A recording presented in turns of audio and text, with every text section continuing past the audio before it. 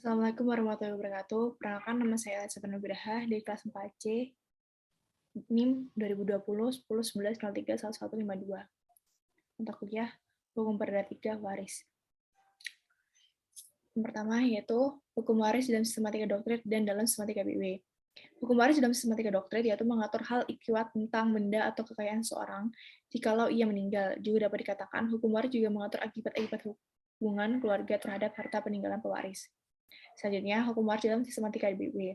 Hukum waris diatur dalam buku kedua bab 12 pasal 830 sampai 1130 BW.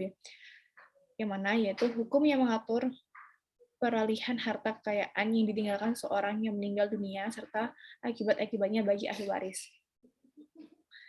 Hukum waris dan penggolongan penduduk Indonesia. Penggolongan penduduk Indonesia pada ketentuan pasal 163 SIS yaitu penduduk Hindia Belanda dibagi atas 3 golongan, yaitu golongan Eropa, golongan Bumi Putra, golongan Timur Asing. Sedangkan penggolongan penduduk Indonesia pada saat ini yaitu yang pertama, bagi orang Indonesia asli masih menggunakan hukum adat dalam pewarisan. Yang kedua, bagi orang-orang Indonesia yang beragama Islam di berbagai daerah ada pengaruh yang nyata dari pengaturan perwarisan Islam.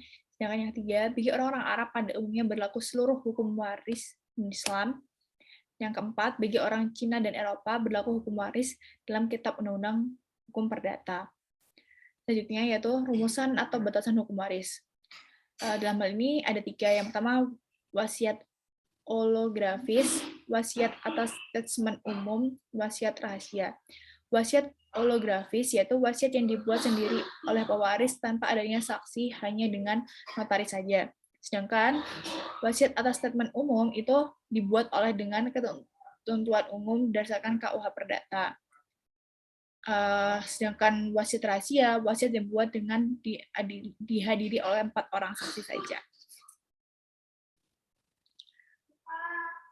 Selanjutnya, asas hukum waris mengenai diri pewaris. Yang pertama, yaitu bahwa kita baru berbicara mengenai warisan kalau orangnya telah meninggal. Jadi pewaris harus, syaratnya yaitu pewaris harus meninggal dunia terlebih dahulu atau mati. Contohnya, orang menjual hak waris yang akan diperolehnya dari si pewaris kepada orang lain, atau si calon ahli waris belum jadi seorang ahli waris, tapi dia sudah menjualkan warisannya dia. Yang kedua, asas hukum waris mengenai diri ahli waris, yaitu bahwa orang yang akan mewaris selain diri pada ia telah ada, ia pun harus masih ada pada saat pewaris meninggal atau matinya si pewaris. Contohnya, A mempunyai 3 orang anak. Yang pertama B, C, dan D. B telah menikah dengan M, dan pernikahan ini lahir 2 orang anak, yaitu E dan F. Jadi, E dan F adalah cucu dari si A. A dan B bepergian bersama dalam satu pesawat dan kecelakaan sehingga keduanya meninggal secara bersamaan. Tidak ketahui siapa yang meninggal terlebih dahulu. Dalam hal ini tidak terjadi pewarisan antara A dan B. Seandainya B meninggal duluan, maka anak B yaitu E dan F mewarisi dari A. A menggantikan kedudukan ibunya B. Tetapi karena A dan B matinya bersamaan, sehingga yang mendapatkan waris A hanya C dan D. Yang ketiga, hak saisina, yaitu sekalinya ahli waris dengan sendirinya karena hukum yang memperoleh hak milik atas segala barang, segala hak, dan segala piutang si yang meninggal. Contohnya, dia masih menerima bagian walaupun dia sebenarnya mendapatkan warisan. Yang B, hereditas petito, yaitu seorang ahli waris yang menuntut haknya yang sedang dikuasai oleh orang lain. Contohnya, A, B, dan C adalah seorang ahli waris. AB, intensitas, sedang P di dalam testamentnya telah menunjuk X sebagai ahli waris untuk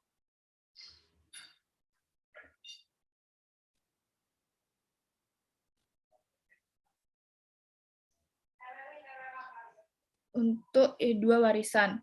Harta warisan dikuasai sebelumnya oleh A, B, dan C. Yang keempat yaitu Yang A, ahli waris golongan 1. Ahli waris golongan 1 terdiri dari anak-anak atau sekalian keturunan anak-anak mas atau sekalian keturunannya adalah ahli waris golongan 1. Diatur dalam pasal 852 BB dan 832. Yang kedua, yang B, mewaris berdasarkan kedudukannya sendiri berarti bahwa seorang tersebut mempunyai hak sebagai ahli waris karena kedudukannya di dalam susunan keluarga si pewaris. Contohnya, A, B, dan C mewaris dari P berdasarkan kedudukannya sendiri. Mereka mewariskan kepala demi kepala, setiap kepala menerima bagian yang sama. Yang C, sejarah ahli waris harus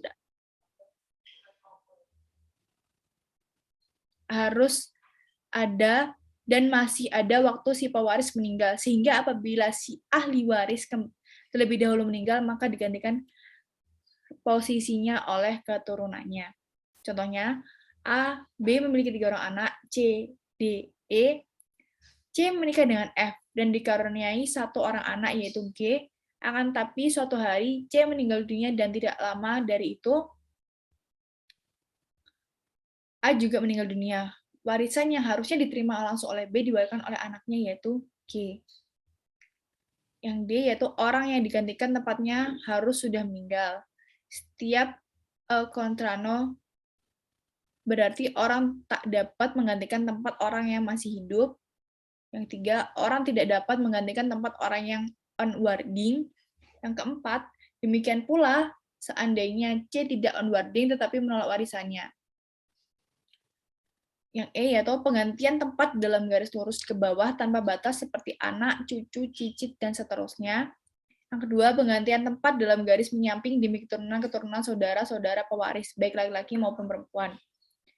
Yang ketiga, undang-undang masih mengenai satu lagi penggantian tempat dalam garis menyamping, yaitu apa yang dirumuskan dalam pasal 845 BW. Yang keempat, pembatasan atas pengganti keluarga saudara yang dengan si meninggal bertalian keluarga dalam garis menyimpang atau menyamping lebih dari derajat ke-6 tidak mewaris.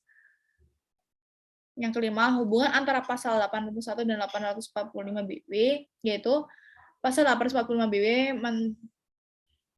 menolong keluarga sedarah dalam garis menyimpang yang berada dalam derajat yang lebih dari ke-6, yaitu dalam derajat ke-7. Hal ini berarti bahwa pasal 845 BW memberikan pengecualian atas atau memperlemah berlakunya pasal 861 BW.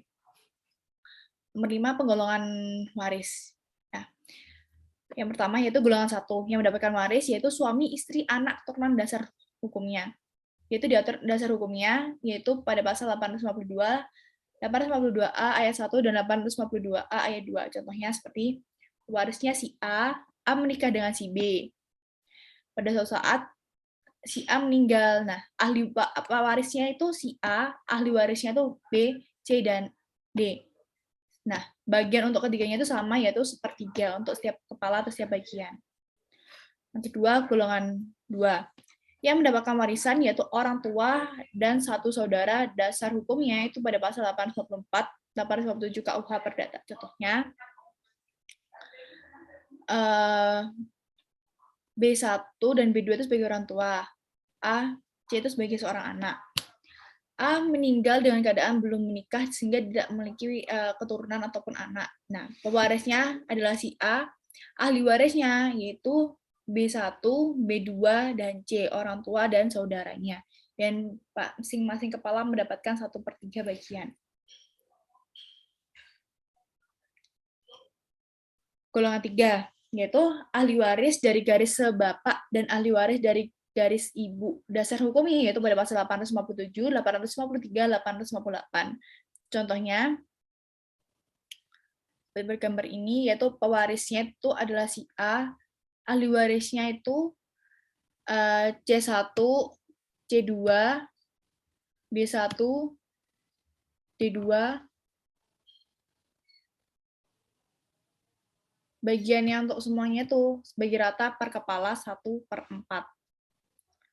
Golongan 4, ya, yaitu bagian untuk ahli waris dari garis bapak dan garis ibu. Dasar hukumnya yaitu pada pasal 858. Contohnya, ini seperti gambar ini, pewarisnya itu si A, ahli warisnya itu E dan F, bagian untuk keduanya tuh sama rata, yaitu setengah.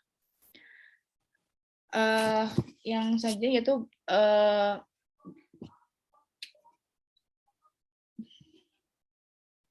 mereka yang membunuh atau mencoba membunuh si pewaris,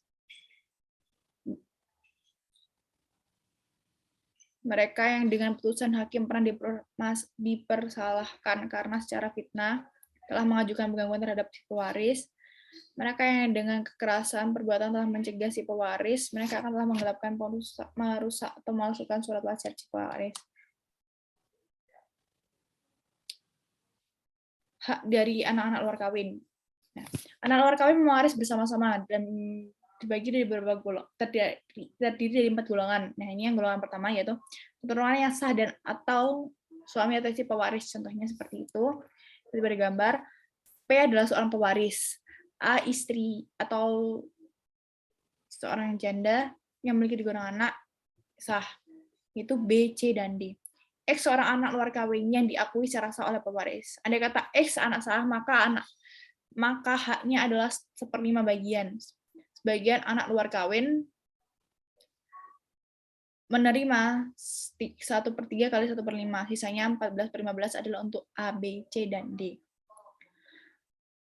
Anak luar kawin mewaris bersama-sama ahli waris golongan 2 dan golongan 3. Apabila anak luar kawin mewaris bersama-sama dengan ahli waris golongan 2 dan 3, maka mereka mendapatkan setengah warisan. Contohnya seperti pada gambar ini. Ahli waris si P, A dan B ayah dan ibu golongan 2, C dan D saudara-saudara golongan 2, X anak luar kawin yang diakui P dan berhak mewaris.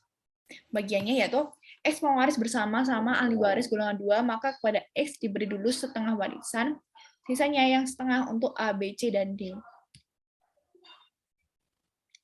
Anak luar kawin mewaris dengan ahli waris golongan 4, anak luar kawin yang berhak mewaris dengan ahli waris golongan 4, maka besarnya hak bagian mereka adalah 3/4. Contohnya seperti pada gambar ini, P meninggalkan bagian ahli waris.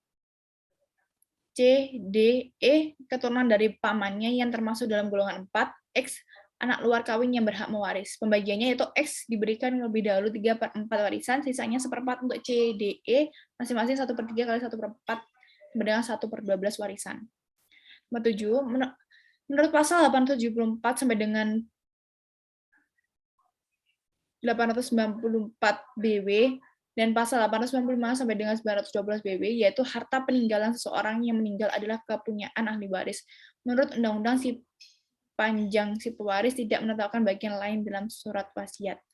Sedangkan yang B yaitu surat wasiat holografis, yaitu surat wasiat yang dibuat dan ditulis sendiri oleh testator dan ditandatangani olehnya. Sedangkan surat wasiat umum yaitu surat wasiat yang dibuat dan teksturnya di hadapan notaris. Sekian dari saya, jika ada salah kata saya mohon maaf. Wassalamualaikum warahmatullahi wabarakatuh.